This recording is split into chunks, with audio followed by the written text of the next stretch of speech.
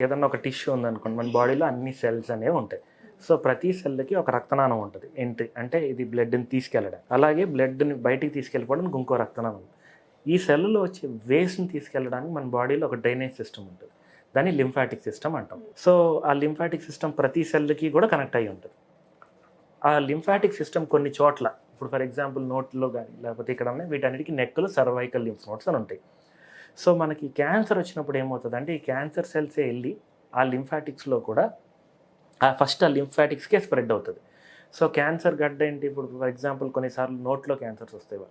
నోట్లో కానీ లేకపోతే ఈ భాగంలో క్యాన్సర్ వచ్చినప్పుడు వాళ్ళకి ఇక్కడ సర్వైకల్ లింఫ్ నోడ్స్. ఆ లింఫ్ నోడ్స్ కూడా గడ్డల్లాగా బయటికి దీనికన్నా ముందు ఇవే కనిపిస్తూ ఉంటాయి. సో, ఆ బ్లాకేజ్ సిస్టమ్ ఏదైతే ఉందో అక్కడ కూడా ఫస్ట్ అదే కదా వేస్ట్‌ని తీసుకెళ్ళేది. సో, ఈ నంబర్ ఆఫ్ సెల్స్ పెరిగే కొద్దీ అవి గడ్డల్లా మారుతాయి. సో, ఆ డ్రైనేజ్ సిస్టమ్‌లోకి ఇవి స్ప్రెడ్ అయినప్పుడు అవి లింఫ్ నోడ్స్ అంటాం. అవి పెద్దగా పెరుగుతాయి. సో, ఆ లింఫ్ నోడ్ ఎన్లార్జ్‌మెంట్ ఉన్నప్పుడు మనకి క్యాన్సర్ సస్పిషన్ అనేది పెరుగుతా ఉంటది.